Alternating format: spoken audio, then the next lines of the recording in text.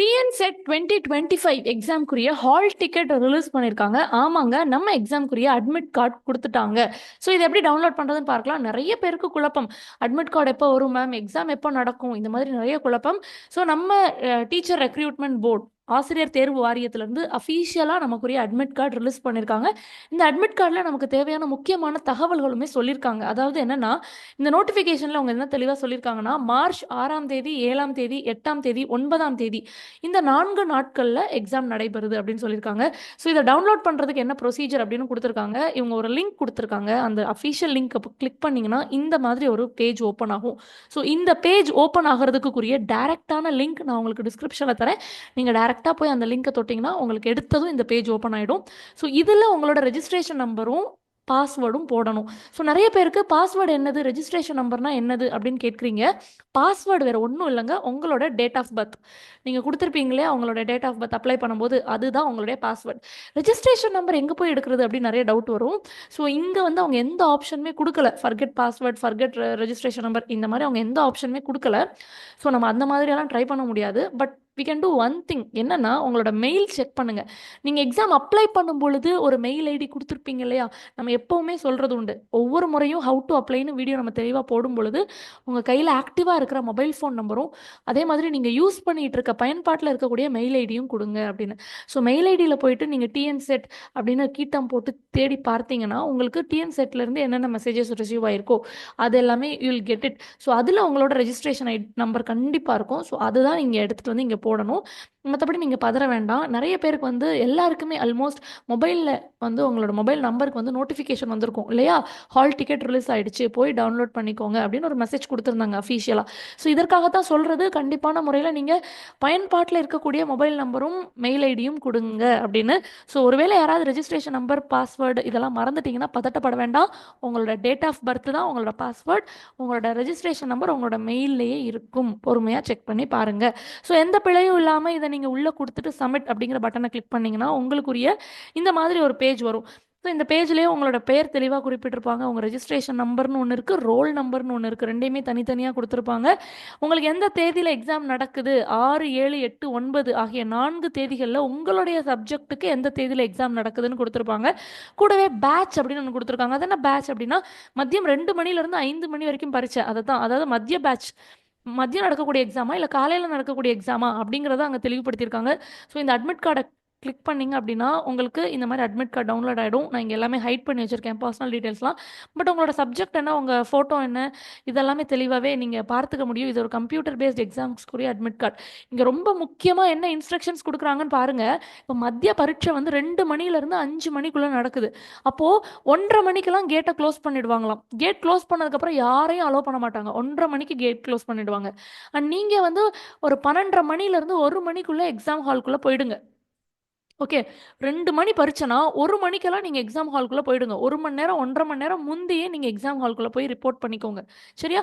கண்டிப்பான முறையில் ஹால் டிக்கெட்டில் உங்களுக்கு வந்து கொடுத்துருக்காங்க.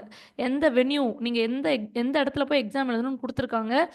எக்ஸாம் தேதிக்கு ஒரு நாள் முந்தையதாகவே போயிட்டு உங்களோட எக்ஸாம் வென்யூ எங்கே இருக்குன்னு சின்னதாக ரெஃபர் பண்ணிக்கோங்க. எக்ஸாம் அன்னைக்கு காலையில் தேடி பிடிச்சி அலைஞ்சு பரபரப்பாக போக வேண்டாம். எந்த இடத்துல இருக்குது, அங்கே போகிறதுனா எவ்வளோ நேரம் ஆகும், நம்ம வந்து ஆட்டோவில் போக போகிறோமா, வீட்டில் இருக்க ஒரு நபரோட 2 வீலரில் போக போகிறோமா, இல்லை பஸ் எடுக்க போகிறோமா, மெட்ரோ ட்ரெயினில் போக போகிறோமா, எப்படி நம்ம எக்ஸாம் ஹால் ரீச் பண்ண போகிறோம். ஓகே, இதெல்லாம் வந்து நீங்கள் முன்னக்கூட்டியே வந்து யோசித்து வச்சுக்கோங்க. ஓகே, இது ரொம்ப ரொம்ப முக்கியம். ஸோ எக்ஸாம் உங்களுக்கு வந்து மதியம் 2 மணினா 1 மணிக்கெல்லாம் எக்ஸாம் ஹால்குள்ளே இருக்கிற மாதிரி பார்த்துக்கோங்க. அதே மாதிரி காலையில் எக்ஸாம் அப்படின்னா ஒரு 8:30க்கெல்லாம் எக்ஸாம் ஹால்குள்ளே இருக்கிற மாதிரி நீங்கள் பார்த்துக்கோங்க.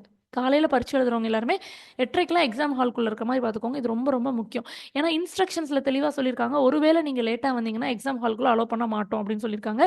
இந்த ஹால் டிக்கெட் இருக்குல்ல, இந்த ஹால் டிக்கெட்டை பிரிண்ட் அவுட் போட்டு எடுத்துகிட்டு போங்க. கண்டிப்பான முறையில் பிரிண்ட் அவுட் போட்டு, பிளாக் அண்ட் ஒயிட் பிரிண்ட் அவுட்டே போதுமானது. ஸோ நார்மலாக பிரிண்ட் அவுட் போட்டு எடுத்துகிட்டு போங்க.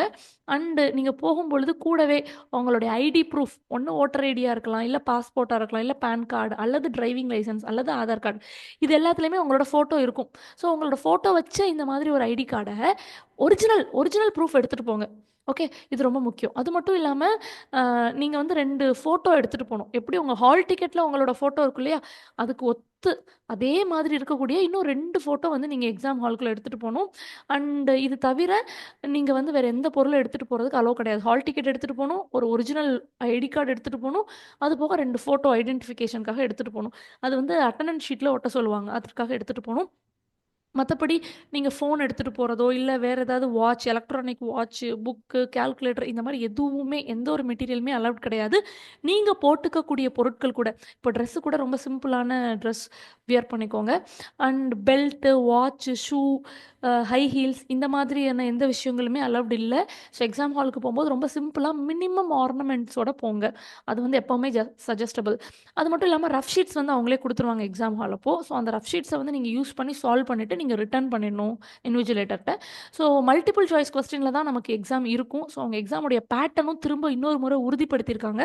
பேப்பர் 1ல் 50 கேள்வி 100 மார்க், பேப்பர் 2ல் 100 கேள்வி 200 மார்க். ஸோ மொத்தம் 300 மதிப்பெண்களுக்கு 150 வினாக்கள் நம்ம பதில் அளிக்கணும். இதற்கு 3 மணி நேர கால அவகாசம் கொடுக்குறாங்க. அதாவது 180 நிமிடங்கள் கொடுக்குறாங்க. வித்தவுட் எனி பிரேக், எந்த பிரேக்கும் கிடையாது. 3 மணி நேரம் எக்ஸாம் ஹாலில் உட்காந்தது தான். பிரேக் இல்லாமல் நீங்கள் செய்யணும். ஓகே. அண்ட் எல்லா கொஸ்டின்ஸும் கம்பல்சரியாக நீங்கள் அட்டன் பண்ணணும். இதில் எந்த விதமான நெகட்டிவ் மார்க்கும் கிடையாது. ஸோ நீங்கள் வந்து தெரியலை அப்படின்னு சொல்லி ஒரு கொஸ்டினை விட்டுட்டு வர வேண்டாம். கொஞ்சம் எஜுகேட்டடாக கெஸ் ஒர்க் பண்ணி கூட you attend all the question, எல்லா கொஸ்டினும் அட்டன் பண்ணிட்டு வாங்க. ஓகே. அண்ட் டைம் 3 மணி நேரம் இருக்கிறதுனால கண்டிப்பாக பேப்பர் 1 பேப்பர் 2 2 பேப்பர்லேயும் 150 வினாக்களையும் முழுமையாக வந்து அட்டன் பண்ணிட்டு வர்றதே ஒரு சிறந்த யுக்தியாக இருக்கும். அது மட்டும் இல்லாமல் ஃபர்தராக நீங்கள் என்ன பண்ணணும் அப்படின்னு நான் சொல்கிறேன் பாருங்களேன். இந்த எக்ஸாம் ஹாலுக்கு போகும்பொழுது கண்டிப்பான முறையில் எந்த விதமான மால் ப்ராக்டிஸும் செய்யக்கூடாது. அப்படி வேறு ஏதாவது பிரச்சனை ஏற்பட்டதுன்னா அது டிஆர்பி எடுக்கிற முடிவு தான் ஃபைனல் அப்படின்னு சொல்லியிருக்காங்க.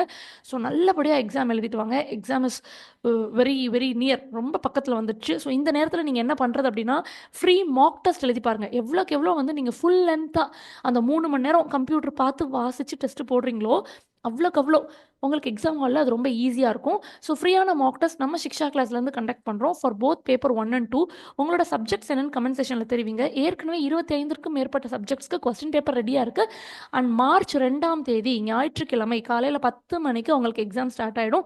அஸ் யூஷுவல் நீங்கள் எக்ஸாம் ஹாலில் எப்படி ஒரு ரொம்ப கேர்ஃபுல்லாக ரொம்ப சின்சியராக அந்த எக்ஸாமை எழுதுவீங்களோ அதே மாதிரி நம்மளோட இந்த எய்ம் செட் எக்ஸாமையும் மார்ச் 2ஆம் தேதி வர்ற ஞாயிற்றுக்கிழமை காலையில் நடக்கக்கூடிய எக்ஸாமு உங்கள் உள்ளங்கையில் இருக்க ஃபோன்லேயே எழுத முடியும். உங்கள் லேப்டாப் கம்ப்யூட்டர் இருந்தால் அதுலேயுமே எழுத முடியும்.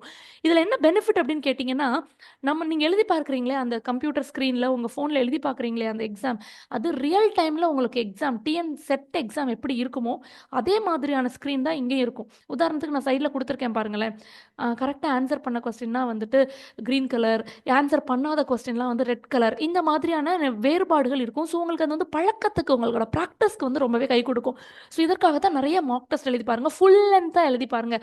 3 மணி நேரம் ஒரு இடத்துல உட்காந்து அந்த கம்ப்யூட்டர் ஸ்க்ரீனை பார்த்து எழுதும் பொழுது தான் நம்மளால் எவ்வளோ நேரம் உட்காந்துருக்க முடியுது, எவ்வளோ வாசிக்க முடியுது, அந்த வாசிக்கிறதுல எவ்வளோ புரிதல் ஏற்படுது அப்படிங்கிறதெல்லாம் நமக்கு இங்கே தெரிய வரும். ஸோ இது வந்து ரொம்ப ரொம்ப முக்கியம் இந்த மாக் டெஸ்ட். அண்ட் நம்ம சிக்ஷா கிளாஸ்லேருந்து ஃப்ரீயாக போத் பேப்பர் 1 and 2க்கு மாக் டெஸ்ட் ப்ரொவைட் பண்ணுறோம். இதுக்கு நீங்கள் என்ன செய்யணும் அப்படின்னா, நான் டிஸ்கிரிப்ஷனில் நம்ம மொபைல் ஆப்போட லிங்க் கொடுக்குறேன். அந்த லிங்க் உங்களோட ஆண்ட்ராய்ட் ஃபோன்னா அதற்கு தகுந்தாற் போல் லிங்க்கை எடுத்துக்கோங்க. ஒருவேளை உங்களோட ஃபோன் வந்து iOS அப்படின்னா அதற்கு தகுந்தாற் போல் அந்த லிங்க் எடுத்துக்கோங்க.